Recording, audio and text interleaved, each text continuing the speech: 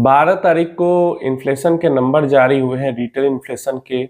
और retail inflation का number जो है वो 3.61% का आया था, जो कि एक्सपेक्टेशन थी इन्फ्लेशन का नंबर जो आने की उससे भी कम है। और ये जो बेटर देन एक्सपेक्टेड नंबर आया है वो ठीक है, हम समझ भी सकते हैं। क्रूड ऑयल का प्राइस भी गिरा पड़ा है, तो इन्फ्लेशन, अब कच्चा तेल का दाम घटता है तो महंगाई घट जाती है, कच्चा तेल का दाम बढ़ता है तो महंगाई बढ़ जाती है। और पता नहीं देश के किस कोने में महंगाई इतनी घटी है। क्या आपके साइड में महंगाई घटी है या महंगाई बढ़ी है? नीचे कमेंट बॉक्स में जरूर बताना। मेरे साइड में तो महंगाई बिल्कुल भी घटती हुई नहीं दिख रही, लेकिन चलो, सरकारी आंकड़ों में अगर महंगाई घटती हुई दिख रही है तो इससे इन्वेस्टर्स के लिए दो तरीके के फायदे हो सकते हैं। आरबीआई को थोड़े से हाथ खोलने में अब बनेगा, क्योंकि अभी पीछे क्या हो रहा था कि महंगाई भी बढ़ी हुई थी और इंटरेस्ट रेट भी बढ़ा हुआ था। अब क्या हुआ है, महंगाई घटी है तो आरबीआई को इंटरेस्ट रेट काटने में बनेगा। और इस 3.61% का जो नंबर है, ये आरबीआई का जो नंबर रहता है 4% का, मिड टर्म का जो उनका इन्फ्लेशन का टारगेट रहता है कि 4 से 6% के बीच में इन्फ्लेशन का नंबर रहे, उससे भी इसको एक वो हेल्दी इन्फ्लेशन मानते हैं, जिससे कि इकोनॉमी में स्लो डाउन भी नहीं होगा, डिमांड भी बनी रहेगी और महंगाई भी ज्यादा नहीं बढ़ेगी।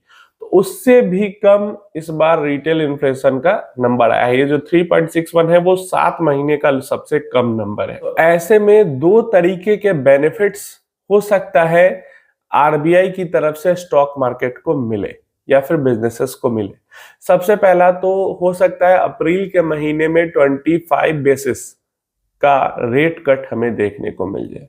25 बेसिस का पीछे हुआ है, 25 बेसिस पॉइंट का और हमें रेट कट अप्रैल के महीने में मिल जाए। यही अगर महंगाई का नंबर एक्सपेक्टेशन से खराब आता तो ये रेट कट होना मुश्किल हो जाता, लेकिन क्योंकि महंगाई दर गिरी है तो अब रेट कट करने में आरबीआई को समस्या नहीं होगी, क्योंकि रेट कट का बेस इफेक्ट यही होता है कि लिक्विडिटी इंप्रूव होती है, और लिक्विडिटी इंप्रूव होती है तो डिमांड बढ़ता है, डिमांड बढ़ता है तो महंगाई भी बढ़ जाती है। तो रेट कट करने से, इंटरेस्ट रेट घटाने से महंगाई थोड़ी बढ़ती है, या फिर अगर बढ़ी हुई है तो और वो बढ़ जाती है, खराब हो जाती है। लेकिन महंगाई जब घटी हुई है तो अगर रेट कट करते हैं, थोड़ा बहुत इधर उधर भी होती है तो कोई दिक्कत नहीं होगी।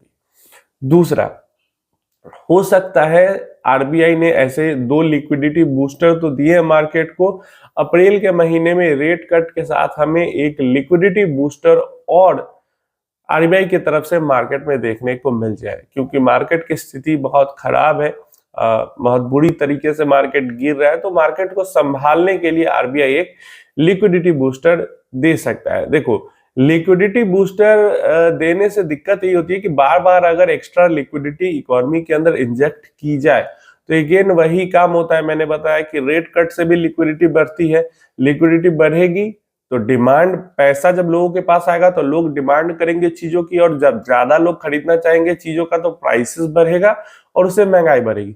सेम गोज वही, अगर बूस्टर पैकेज आरबीआई देती है तो वो भी लिक्विडिटी, डायरेक्ट लिक्विडिटी इंजेक्ट होता है इकोनॉमी के अंदर में, लोगों के हाथ में पैसा आता है, अब लोन के थ्रू आए, सैलरी के थ्रू आए, जैसे भी आता है, देन अगेन लोग डिमांड करते हैं चीजों की, अगर पैसा लोग खर्च करेंगे तो एंड महंगाई उससे बढ़ेगी। तो यही चीज है कि दोनों, लिक्विडिटी बूस्ट करने से, इंजेक्ट करने से और रेट कट करने से, दोनों से महंगाई बढ़ती है। और अगर रिटेल इन्फ्लेशन का नंबर ऊपर की तरफ रहता है तो ये दोनों ही चीज आरबीआई को करने में परेशानी होती है, आरबीआई नहीं करती है। लेकिन यहाँ पे ये रिटेल इन्फ्लेशन का नंबर एक्सपेक्टेशन से भी कम आना, ये एक बहुत बड़ा संकेत है कि अप्रैल के महीने में हमें ये दो बेनिफिट्स आरबीआई की तरफ से देखने को मिल सकते हैं। मुझे पता है आप लोग कमेंट करने वाले हो, भाई हमारे यहाँ तो महंगाई बढ़ रही है, हमारे यहाँ तो ऐसा कुछ इन्फ्लेशन कम दिख नहीं रहा है। तो देखिए, सरकारी आंकड़े हैं ये, उनका कैलकुलेशन करने का तरीका होता है। मेरे मेरे तरफ भी महंगाई घटती हुई मुझे दिख नहीं रही है, लेकिन अगर सरकारी आंकड़े ऐसा कह रहे हैं तो अब हम क्या कर सकते हैं। लेकिन ये चीजें हैं, अब नंबर्स चलो सरकारी आंकड़े में भी घटे तो स्टॉक मार्केट के लिए इसका फायदा हो सकता है। और आप लोग को ये भी लगता हो कि इंटरेस्ट रेट कटता है या लिक्विडिटी बूस्टर आता है तो उससे कोई फर्क तो पड़ नहीं रहा।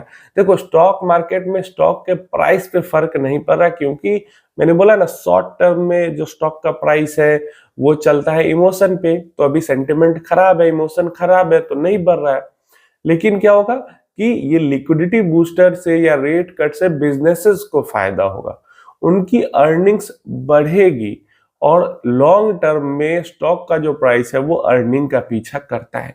तो अगर अगले 2-3 क्वार्टर्स में अर्निंग अच्छी करती हुई हमें दिखती है तो चाहे कितना भी अभी सेंटिमेंट खराब हो, लेकिन वापस वो अगर अर्निंग्स बढ़ेगी तो स्टॉक का प्राइस भी ऊपर जाएगा और मार्केट भी ऊपर की तरफ जाएगा। मार्केट को चाहिए लॉन्ग टर्म में ग्रोथ। शॉर्ट टर्म में, मिड टर्म में कितना भी सेंटिमेंट इधर से उधर कुछ भी हो जाए, किसी भी कारण से मार्केट गिर जाए, लेकिन लॉन्ग टर्म में अगर इकोनॉमी के अंदर ग्रोथ होगी, कंपनीज की अर्निंग्स बढ़ेगी तो मार्केट भी बढ़ता है।